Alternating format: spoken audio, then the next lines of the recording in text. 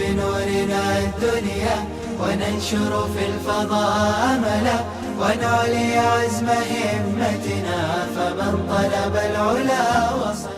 بسم الله الرحمن الرحيم. الحمد لله رب العالمين والعاقبة للمتقين والصلاة والسلام على سيد الأنبياء والمرسلين سيدنا وحبيبنا وحبيب رب العالمين محمد وعلى آله وأصحابه ومن هدى بهديه إلى يوم الدين. آج ارادہ تھا سورہ فاتحہ شروع کرنے کا،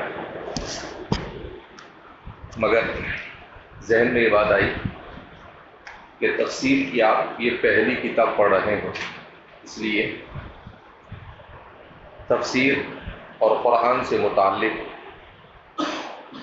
بطور مقدمے کے چند ضروری چیزیں جاننا ضروری ہے. نمبر 1، قرآن کریم کے اسماء، نام. قرآن کریم کے ناموں کے سلسلے میں علامہ ابو المعانی فرماتے ہیں کہ قرآن کے 55 نام ہیں. شیخ الاسلام فقیہ الاصل حضرت مولانا تقی عثمانی فرماتے ہیں کہ بعض حضرات نے 90 نام شمار کروا،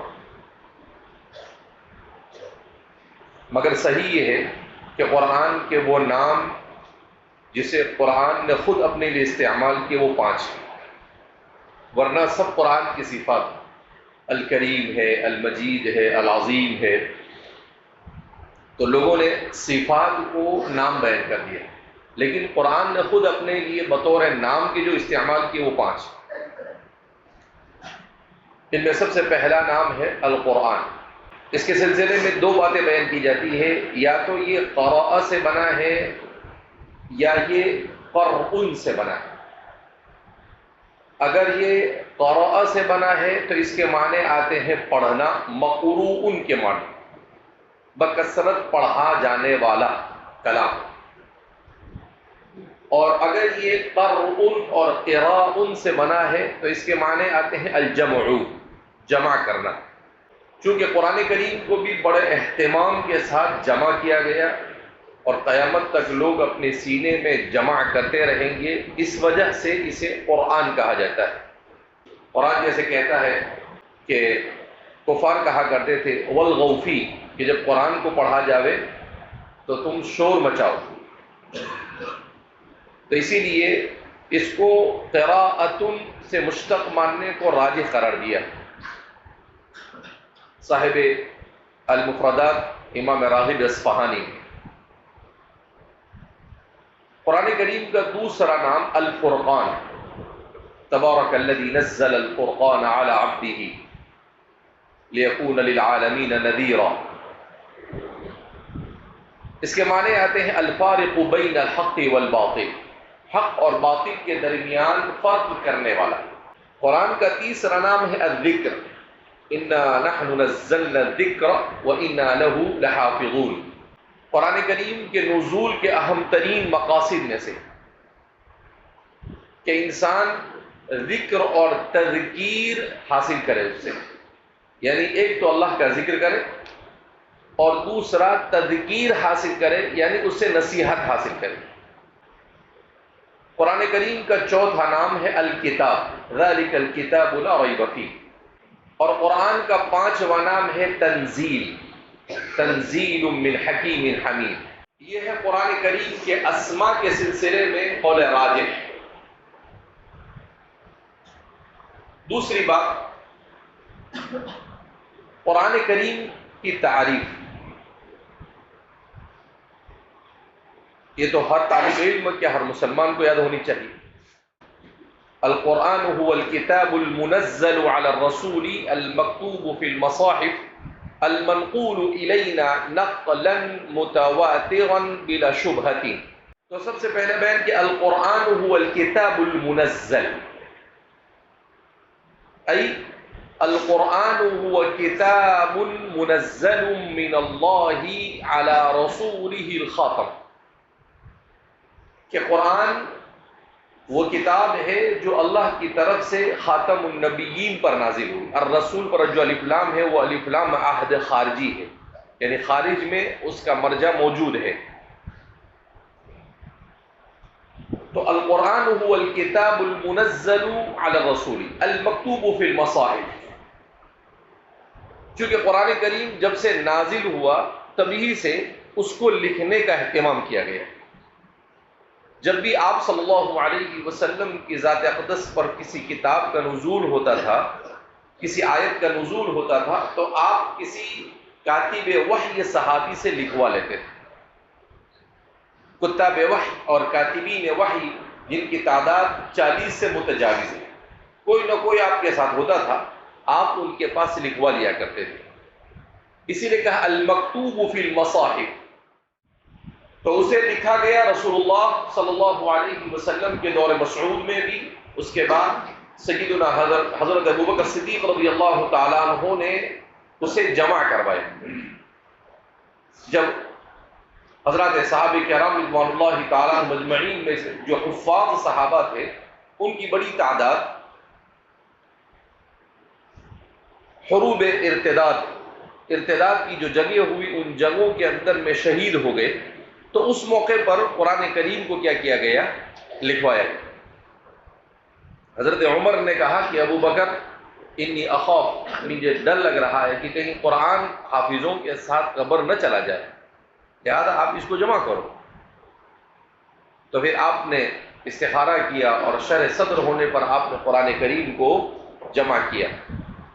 پھر سیدنا حضرت عثمان بن عفان رضی اللہ تعالیٰ عنہ کے زمانے میں اسے ایک رسم الخط پر جمع کیا گیا. اہل عرب کے الگ الگ رسم الخط ہوا کرتے تھے، مگر قرآن کریم کا نزول بلسان قریش ہوا، لہذا اس بنا پر اس کو لسان قریش کے مطابق کیا کیا گیا؟ لکھا گیا. حضرت ابوبکر نے جو جمع کیا تھا، تو جب بھی کسی کو ضرورت پڑتی تھی تو وہ اس میں سے جا کر لکھ لیتا. پھر وہ منتقل ہوا حضرت عمر کے پاس آئے. پھر حضرت عمر کے وفات کے بعد وہ حضرت حفصہ کے پاس گئے. پھر حضرت عثمان بن عفان رضی اللہ تعالیٰ عنہ کے دور مسعود میں اس کے رسم الخط کے سلسلے میں کچھ اختلاف سے نظر آئے.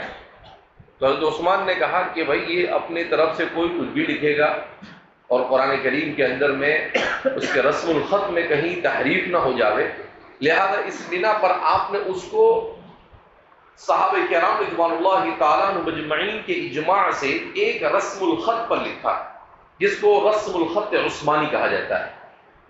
مستقل علم تجوید کا ایک علم ہے جس کو الرسم والضبط کہا جاتا ہے، جس کے اندر میں تفصیل کے ساتھ لوگوں نے صرف قرآن کریم کے رسم الخط پر 8-8 10-10 جلدوں میں کتاب لکھی.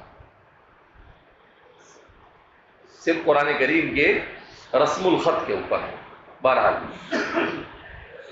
تو اس طریقے سے حضرت عثمان کے زمانے میں اسے ایک رسم الخط پر جمع کیا گیا.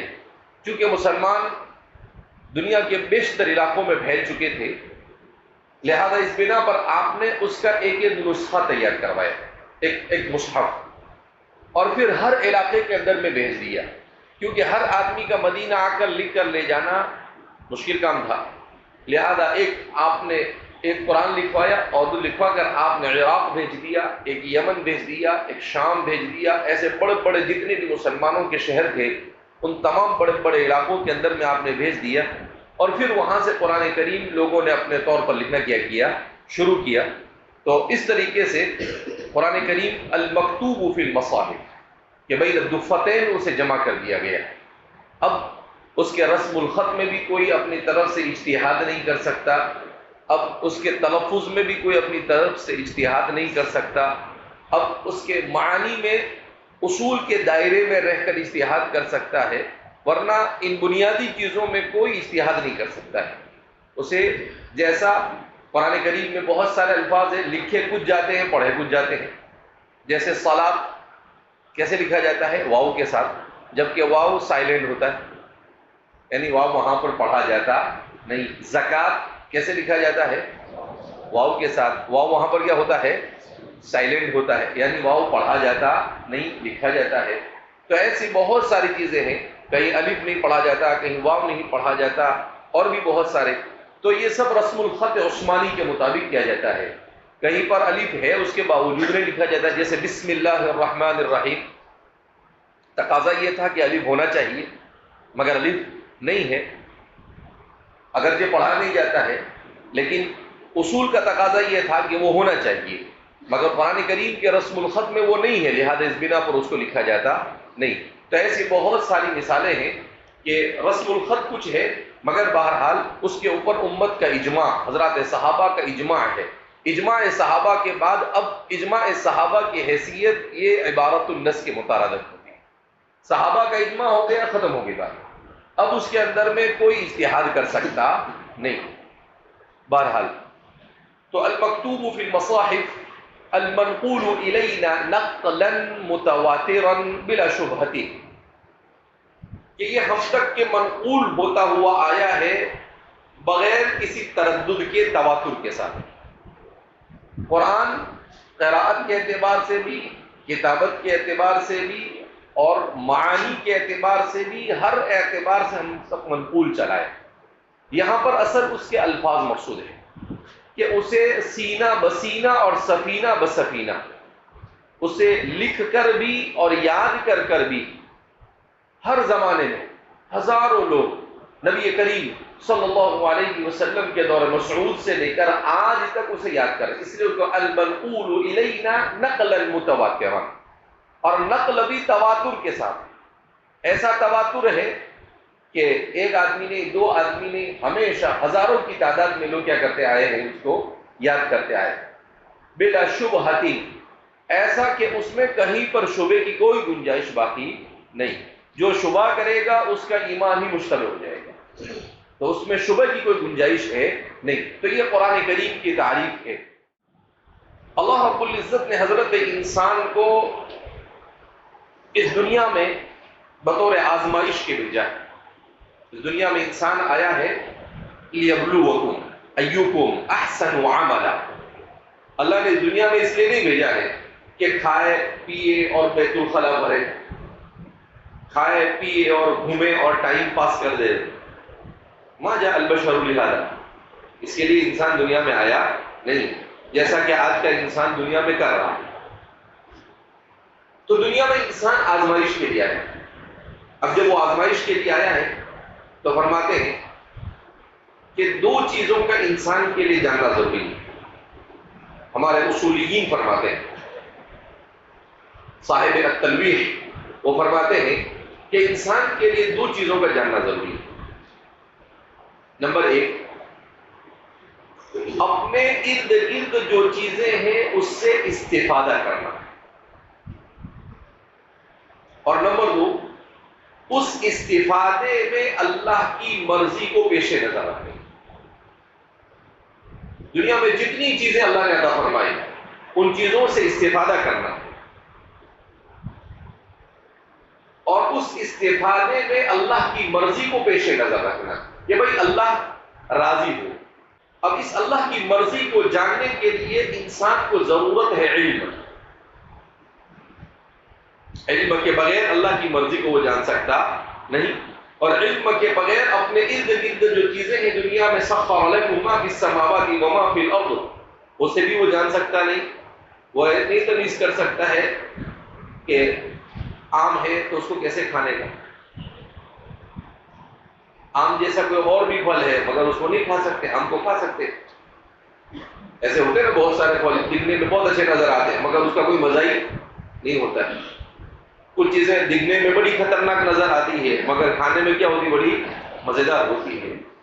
کچھ چیزیں اگرچہ اس کا ذائقہ اچھا نہیں ہوتا ہے مگر وہ جڑی بوٹی کا کام دیتی ہے، اس میں بیماری سے کیا ہوتی ہے، شفا ہوتی ہے۔ تو ایسے انسان کے ارد گرد ساری چیزیں، ان چیزوں سے استفادہ، کیونکہ خلق لکم ما فی السماوات وما فی الارض، اللہ فرماتے ہیں آسمان اور زمین میں جو کچھ ہے وہ کس کے لیے ہے، خلق لکم، پہلے بارے میں ہے نا کہ اللہ نے تمہارے لیے بنایا۔ سورج بھی انسان کے لیے، چاند بھی انسان کے لیے، زمین بھی انسان کے لیے، نباتات بھی انسان کے لیے، جمادات بھی انسان کے لیے، پانی اور مائع بھی انسان کے لیے، سب کے سب جو چیز بھی دنیا میں ہے یہ سب کے سب انسان کے لیے۔ تو انسان کو اس کی خواص اور خاصیتوں، اس کے طریقے استعمال کو جاننا ہے، اور دوسرا انسان کو جاننا ہے کہ اس استعمال میں اللہ کی مرضی کیسے، کس چیز کے استعمال میں اللہ راضی ہے، کس چیز کے استعمال میں اللہ راضی نہیں، کس چیز کو کیسے استعمال کیا جاوے، کس چیز کو کیسے استعمال نہ کیا جاوے۔ اب ان دونوں چیزوں کے لیے انسان کو ضرورت ہے کس کی؟ علم کی۔ اب علم کے لیے اللہ رب العزت نے انسان کو 3 ذرائع عطا فرمائے۔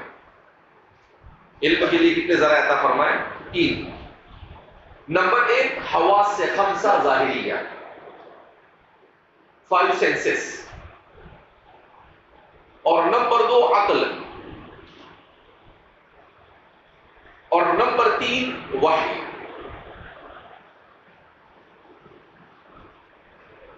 تینوں کے الگ الگ میدان۔ حواس سے 5 اس کی بھی لمٹ ہوتی ہے، ایک حد تک یہ کام کرتا ہے اس کے بعد کام کرنا چھوڑ دیتا ہے۔ جہاں سے حواس سے 5 کام نہیں کرتے ہیں وہاں پر انسان کی عقل کام کرتی ہے۔ ایک لمٹ کے بعد عقل بھی بیچاری لاچار ہو جاتی ہے۔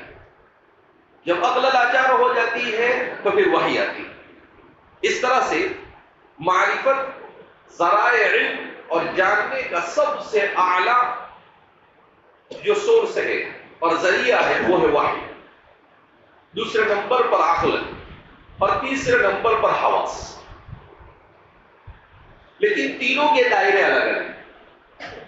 تینوں کے دائرے کیسے ہیں؟ الگ۔ جیسے انسان کو اللہ رب العزت نے آنکھ دی، اب ایک انسان دوسرے انسان کے بارے میں جاننا چاہتا ہے تو دوسرے انسان کے بارے میں کیسے جانے گا کہ بھئی یہ موٹا ہے، لمبا ہے، دبلا ہے، پتلا ہے، گورا ہے، کالا ہے، سانولا ہے، کیسا ہے؟ کیسے جانے گا؟ آنکھ سے۔ اب آنکھ بند کریں اور انسان جاننا چاہے کہ انسان سامنے والا کیسا جان سکتا ہے؟ نہیں جان سکتا۔ کیسے جانے گا بھیا؟ آنکھ سے ہی معلوم ہے۔ انسان کو انسان کی آواز جاننی ہے تو آواز کے لیے کیا چاہیے اس کو؟ اب کان بند کر دے اور آواز کو معلوم کرنا چاہے تو معلوم کر سکتا ہے؟ نہیں کر سکتا۔ تو ہر ایک کے اپنے دائرے۔ انسان یہ معلوم کرنا چاہتا ہے کہ حضرت والا کو بخار ہے یا نہیں، بے شک وہ بیمار ہے، بخار ہے، تو اس کے لیے کیا کرنا پڑے گا؟ اس کو چھونا پڑے گا، گرم ہے بدن یا ٹھنڈا ہے۔ انسان کسی چیز کو کھاتا ہے یا پیتا ہے، وہ میٹھی ہے، کھٹی ہے، کڑوی ہے، اس کو جاننے کے لیے کیا کرنا پڑے گا؟ قوت ذائقہ۔ اب اگر وہ ذائقہ نہیں کرے اور اس گلاس کے سامنے یوں کر کے مراقبہ کر کے کیا ہو جاوے، بیٹھ جاوے، تو پتہ چلے گا کہ میٹھی ہے؟ نہیں پتہ چلے گا، اس کو چکھنا پڑے گا، اس کے بغیر۔ تو ہر ایک کے الگ الگ دائرے۔ آنکھ کا دائرہ الگ، وہ اسی میں کام کرے گا۔ کان کا دائرہ الگ، وہ اسی میں کام کرے گا۔ چھونے کا دائرہ الگ، وہ اسی میں کام کرے گا۔ سونگھنے کا دائرہ الگ۔ اب ناک بند کر دے انسان اور کہے کہ بہت اچھی خوشبو ہے، کیا بولے گا؟ بڑا عقل مند آدمی ہے، یعنی بند ہے، عقل مند نہیں بلکہ کیا ہے؟ عقل بند ہے۔ اگر میں ناک بند کر کے کیسے پتا چلا تیرے کو کہ خوشبو بہت اچھی ہے؟ تو ہر ایک کا اپنا دائرہ، اس دائرہ۔ اچھا، پھر اس میں بھی لمٹ، پھر اس میں بھی کیا ہوتی ہے؟ جیسے انسان کی آنکھ دیکھتی ہے، کتنی دیکھتی ہے؟ اس کو آدھا کلومیٹر، پون کلومیٹر تک نظر آتا ہے، پھر اس کے بعد اس کے آگے کا نظر آتا نہیں۔ جیسے گرمی کے موسم میں انسان سفر کرتا ہے روڈ پہ تو آگے کیا لگتا ہے؟ وہ بہت پانی ہے، جبکہ پانی وانی نہیں، وہ اس کی آنکھ کی لمٹ کیا ہو گئی؟ ختم ہو گئی۔ تو اب اس کو ایسا نظر آ رہا ہے کہ آگے کیا ہے؟ پانی۔ تو ہر ایک چیز کی اللہ نے لمٹ رکھی، اس سے آگے انسان، وہ اللہ نے لمٹ بھی برابر رکھی ہے۔ اگر جتنی لمٹ ہے، اگر اس سے اللہ رب العزت اور تیز انسان کو آنکھ کر دیتا تو مسئلے ہو جاتے. اب جیسے انسان کو اگر اپنی آنکھوں سے جراثیم نظر آنا شروع ہو جاتے ہیں، جو ہوا میں ہے، جو کھانے میں ہے، جو پانی میں ہے، تو انسان کھا پاتا؟ میں نہیں کھاتا، کیونکہ اس کو سارے جراثیم کیا ہوتے نظر آتے. لیکن اللہ نے اس کو ایسا بنایا کہ وہ نظر نہیں آتا. اس کو دیکھنے کے لیے مائکروسکوپ چاہیے، اس کو دوربین چاہیے، دوربین سے دیکھو تو نظر آتا. اب اگر دوربین لگا کے کھانا شروع کرے تو انسان کے لیے کیا ہو جاوے؟ مسئلہ ہو جائے.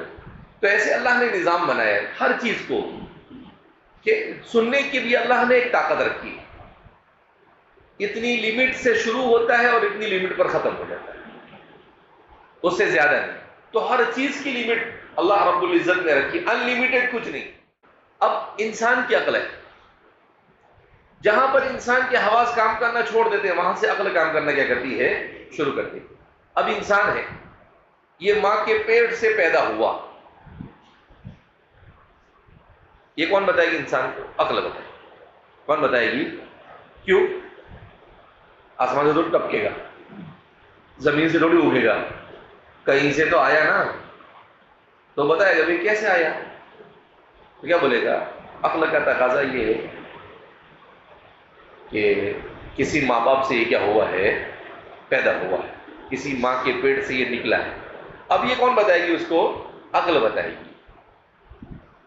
اس کے لیے اور دوسرا کوئی ذریعہ اس کے پاس ہے نہیں. اس کے بعد تیسرا مرحلہ کہ انسان کو کیوں آیا دنیا میں، کیا کرنا چاہیے، کیسے جینا چاہیے.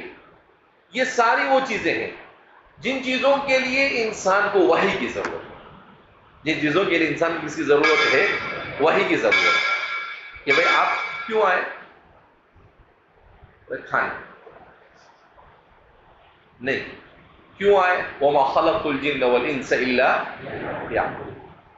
اب معلوم تھا کہ ان کو خالی لیعبدون بولیں گے تو یہ کبھی ہنومان کو پوجنا شروع کر دیں گے، کبھی کالی ماں کو پوجنا کیا کر دیں گے؟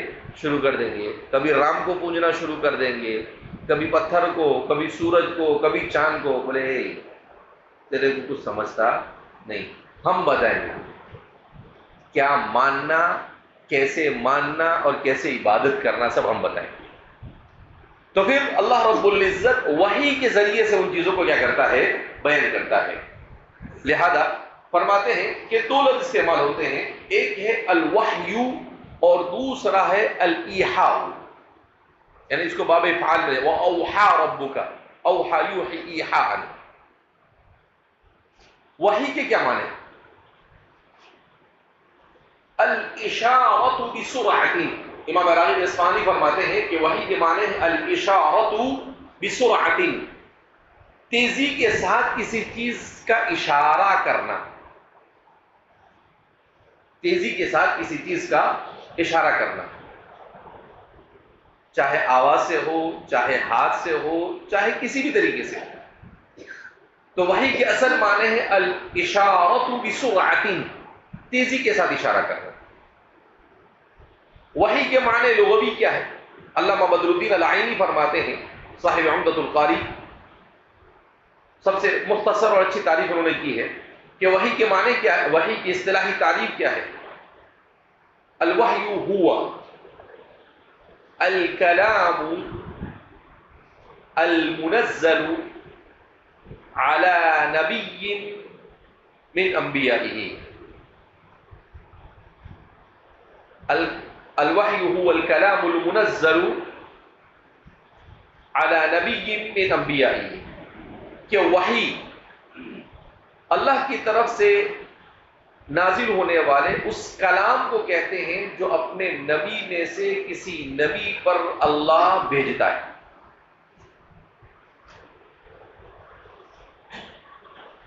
تو الوحی هو الکلام المنزل على نبی من انبیائہ. صاحب عمدۃ القاری شرح صحیح البخاری علامہ بدر الدین العینی الحنفی المصری، انہوں نے اس کی یہ تعریف کی ہے جو سب سے مختصر ہے. لوگوں نے الگ الگ تعریفیں کی ہیں، یہ سب سے جامع اور مشہور تعریف ہے. تو اب جب بھی وحی آئے تو آپ کے ذہن میں آنا چاہیے کہ وحی کس کو کہتے ہیں؟ الکلام المنزل علی نبی نبی، اللہ کے نبیوں میں سے کسی نبی پر اللہ کی طرف سے نازل ہونے والا کلام۔ علامہ انور شاہ کشمیری رحمۃ اللہ علیہ فرماتے ہیں کہ دو لفظ قرآن نے استعمال کیے جب میں نے اس پر تتبع کیا اپنی کتاب فیض الباری میں، شرح صحیح بخاری میں، تو دونوں کا استعمال الگ الگ۔ وہی جب ثلاثی مجرد سے استعمال کیا جاتا ہے تو یہ خاص ہے، کسی بشر اور انسان کے لیے اللہ رب العزت نے استعمال کیا ہے۔ جب شریعت کے طور پر وحی کا نزول ہوتا ہے تو اس کے لیے ثلاثی مجرد سے استعمال، اور جب وحی کو معنی لغوی کے لیے اللہ نے استعمال کیا ہے تو اس کے لیے اوحا کا لفظ استعمال کیا ہے، وَأَوْحَى رَبُّكَ إِلَى النَّحْلِ، اور آپ کے پروردگار نے اشارہ کیا، الہام کیا، کس کو؟ چوٹی، نحل کو، یعنی شہد کی مکھی کو، کہ وہ درختوں سے رس کو چوس کر لائے اور پھر وہ شہد کیا کرے؟ بنائے۔ تو وہاں اوحا کا لفظ کیا استعمال کیا ہے، وہ اوحینا الی ام موسیٰ، اور ہم نے ام موسیٰ کی طرف الہام کیا، اوحا نہیں، وحی کی نہیں۔ تو فرماتے ہیں کہ غیر نبی کی طرف جب نسبت ہوتی ہے، چاہے وہ انسان ہو چاہے وہ انسان کے علاوہ کوئی اور ہو، تو اوحا کا لفظ، اور جب نبی کی طرف ہو تو وحی کا لفظ۔ کتنا باریک فرق علامہ انور شاہ کشمیری ڈھونڈ کر لائے۔ اسی لیے علامہ کے بارے میں لوگ کہا کرتے تھے کہ یہ قرون اولا کے آدمی ہیں، بچھڑ گئے جو ہمارے زمانے میں آئے۔ ایسا نہیں، اللہ نے ہمارے زمانے کے لیے بھیجا کہ بھیا پیچھے بھی کچھ لوگ ایسے چاہیے جو بعد والوں کو کیا کر سکے؟ سنبھال سکے، نہیں تو یہ صرف کھا پی کے ایسے ہی دنیا سے کیا ہو جائیں گے؟ چلے جائیں گے۔ بولے کہ کوئی ابن حجر جیسا، کوئی بدر الدین عینی جیسا، کوئی مرغنانی جیسا، کوئی قدوری جیسا، کوئی غزالی جیسا، پیچھے بھی بھیجو، اکا دکا بھیجتے رہو۔ تو اللہ رب العزت کبھی جلال الدین سیوطی کی شکل میں بھیجتے ہیں، کبھی مجدد الفسانی کی صورت میں بھیجتے ہیں، کبھی شاہ ولی اللہ کی صورت میں بھیجتے ہیں، اور کبھی علامہ انور شاہ کشمیری کی صورت میں بھیجتے ہیں، اور کبھی حکیم الامت حضرت تھانوی اور حجت الاسلام علامہ نانوتوی کی شکل میں کیا کرتے ہیں؟ بھیجتے ہیں۔ تو ہر زمانے میں حضرت مولانا علی ندوی نور اللہ مرقدہ مفکر اسلام فرمایا کرتے تھے کہ کسی بھی دین کی حفاظت کے لیے دو چیزیں ضروری ہیں، کتاب اللہ و رجال اللہ۔ کتاب اللہ اور رجال اللہ۔ کہا کتاب اللہ تو اللہ کی کتاب ہے، اللہ نے کہا انا نحن نزلنا الذکر وانا له لحافظون، مگر ہر زمانے کے حالات بدلتے رہتے ہیں، حوادث، انقلاب زمانہ، عجیب لوگوں کے مزاج بدلتے ہیں، لوگوں کی سوچ بدلتی ہے، لوگوں کا انداز، لائف آف اسٹائل چینج ہوتی ہے، سب چیزیں بدلتی رہتی ہے۔ تو وہ ساری چیزیں انسان کی سوچ پر، انسان کی فکر پر اثر انداز ہوتی ہے۔ تو اللہ ہر زمانے میں اس زمانے کے اعتبار سے کچھ اپنے بندوں کو منتخب کرتا ہے، جو بندے انسانوں کو اس زمانے کی رعایت کرتے ہوئے دین کی فہم اور تفہیم کا فریضہ انجام۔ ارے سمجھ میں آئی بات؟ تو پچھلی صدی میں ضرورت تھی کس کی؟ علامہ انور شاہ کشمیری کی، تو اللہ نے علامہ انور شاہ کشمیری کو بھیجا۔ یہ جو ہمارے یہاں مدارس کے اندر میں پڑھایا جاتا ہے نا، یہ طرز علامہ انور شاہ کشمیری کا ہے۔ پہلے مدارس میں ایسے نہیں پڑھایا جاتا، پہلے مدارس میں ایسا پڑھتا تھا کہ طالب علم تیاری کر کر آتے تھے، استاد آ کر کسی بھی طالب علم کو کہ چلو عبارت پڑھو، کسی بھی طالب علم کو کہ چلو آپ نے کیا سمجھا سمجھاؤ، اور پھر استاد کو کچھ سمجھانے کی ضرورت ہو تو استاد سمجھاتا تھا۔ اس طرح سے پڑھایا جاتا تھا، تو اس سے طالب علم ایکٹیو ہوتا تھا اور استاد بھی ایکٹیو ہوتا تھا۔ لیکن علامہ چونکہ سمندر، علم کا سمندر، بلکہ اس سے بڑی چیز تھی، تو علامہ کو بچے کی تقریر سے کیا فرق پڑتا تھا؟ تو علامہ نے کیا کیا؟ طالب علم عبارت پڑھتا تھا اور علامہ نے تقریر کرنا شروع کیا، تو ان کے بعد آنے والے سبھی علامہ ہوں گے۔ تو اب اس سے کیا نقصان ہوتا ہے کہ استاد کا تو ٹھیک ہے، استعداد بن جاتی ہے، وہ مطالعہ کر کے آتا ہے، وہ پڑھاتا ہے، مگر طالب علم کی استعداد بنتی نہیں۔ طالب علم وہی فضائل اعمال کی تعلیم کی طرف، سنا تو سنا، پڑھا تو پڑھا، نہیں پڑھا تو نہیں پڑھا، کبھی کھجال رہا ہے، کبھی سو رہا ہے، کبھی جھوکے مار رہا ہے، کبھی واحد حاضر جمع غائب، تو کبھی کیا۔ تو ہونا یہ چاہیے تھا کہ طلبہ کہ بھائی کل اتنا سبق ہوگا، آپ اس کو عبارت بھی حل کر آئیں گے، آپ اس کو حاشیے وغیرہ سے حل کر آئیں گے، اور آپ پڑھیں گے، اور جہاں جہاں کچھ بتانے کی ضرورت ہوگی وہاں پر ہم بتائیں گے۔ لیکن یہ سسٹم کیا ہو گیا، علامہ کے طرز عمل کے طور پر لوگوں نے چلنا شروع کیا، جس کی وجہ سے اب ہمارے زمانے میں کریں، اگر اپنے ایسا اعلان کرے تو استاد بے فکر ہو جاتا ہے اور طالب علم میں ایکٹیو ہو جاتا ہے، اگر طالب علم میں ایکٹیو ہوتا ہے استاد بے فکر ہوتا ہے، وہ بھی نقصان ہے۔ اب دونوں کو ایکٹیو رکھنے کے لیے بیچ کا راستہ ڈھونڈنا پڑے گا کہ بھائی یہ بھی فضائل اعمال کی طرح بیٹھے نہیں۔ تو ہم اس سال ایسے ہی پڑھائیں گے آپ کو کہ آپ کو کتاب کیا کر آنا ہے، حل کر آنا، کیونکہ ویسے تو پڑھنے والے ہیں نہیں۔ حضرت تھانوی رحمۃ اللہ علیہ فرماتے تھے کہ آپ اپنی علمی استعداد کو مضبوط کرنا چاہتے ہیں تو 3 کام کرنے، سبق سے پہلے اس کی تیاری اچھے سے آپ خود حل کر لائیں، جب سبق پڑھایا جاوے تو توجہ سے سنیں استاد کا سبق، اور جب سبق ہو جاوے تو اس کا تکرار کریں۔ اگر یہ 3 کام طالب علم کرنا شروع کر دے تو ہر طالب علم کی کچھ نہ کچھ استعداد بن جائے۔ لیکن یہاں تو کیا ہوتا ہے، وہ 5-10 طالب علم ہوتے ہیں شروع کے، بس وہ پڑھتے ہیں، باقی تو سب ایسے ہی رجال ڈبہ، وہ نہ اپنا کچھ فرض سمجھتے ہیں، نہ اپنے اوپر اہمیت سمجھتے ہیں۔ وہ بولتے ہیں کہ چلو، وہ ہمارے استاد حضرت مولانا طاہر صاحب فرماتے تھے ایسا کہ ایک مرتبہ میں عبارت پڑھا، مولانا ایسا دیکھا ایک ادھر سو رہا ہے، ادھر سو رہا ہے، ادھر سو رہا ہے، تو وہ بہت اسٹائل میں بولتے تھے، مالیگاؤں کے تھے حضرت مولانا طاہر صاحب، تو ایسا کر تو رک جائیں۔ اچھا، ڈرائیور گاڑی چلا رہا ہے، کنڈکٹر ٹکٹ کاٹ رہا ہے اور پیسنجر سو رہے ہیں، کیا بولے؟ ڈرائیور گاڑی چلا رہا ہے، بولے میں گاڑی چلا رہا ہوں، میں عبارت پڑھا تو بولے سامنے کنڈکٹر کیا کر رہا ہے، ٹکٹ پھاڑ رہا ہے، اور پیسنجر کیا کر رہے ہیں، سو رہے ہیں۔ بولے سب کھڑے ہو جاؤ، ایک بھی بیٹھنا نہیں، بولے پورے گھنٹہ کھڑے ہو جاؤ کتاب لے کے۔ تو یہ غلط طریقہ ہے، ایکٹیو ہونا چاہیے، دونوں طرف سے ایکٹیویٹی ہونی چاہیے، استاد بھی ایکٹیو ہونا چاہیے اور طالب علم بھی کیا ہونا چاہیے، ایکٹیو ہونا چاہیے۔ بالکل چاق و چوبند ہو کر طالب علم بھی بیٹھے، اس کے اندر میں ویسا شوق ہونا چاہیے۔ تو انشاءاللہ ہماری بھی کوشش یہ رہے گی اس سال کہ بھائی آپ کو سب کو تیاری کر آنے کا، کسی کو چل عبارت پڑھ، کسی کو بولے چل تو نے کیا سمجھا ہے سمجھا، پھر اس کے بعد میں پڑھوں۔ ارے سمجھ میں آئی بات؟ ہاں انشاءاللہ۔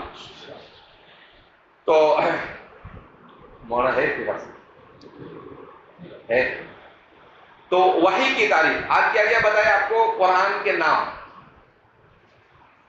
ارے یاد ہے نا میرے کو واپس پر دہرانے کا، قرآن کے نام، اس کے بعد قرآن کی، اس کے بعد